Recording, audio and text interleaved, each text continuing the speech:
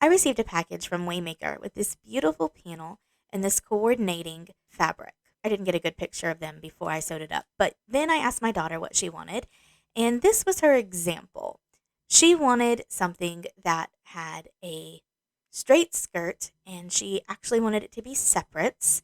And so this is what we came up with. I used apostrophe patterns to make a sleeveless t-shirt, riding tights, and a fairly straight circle skirt.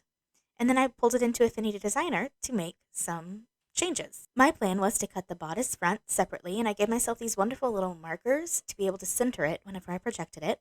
And here you can see it on the projection, made it really easy to center things. And I cut the rest of it out of the coordinating fabric on the fold. And you can see here how I laid that out for my projecting. And here it is after it's all cut out.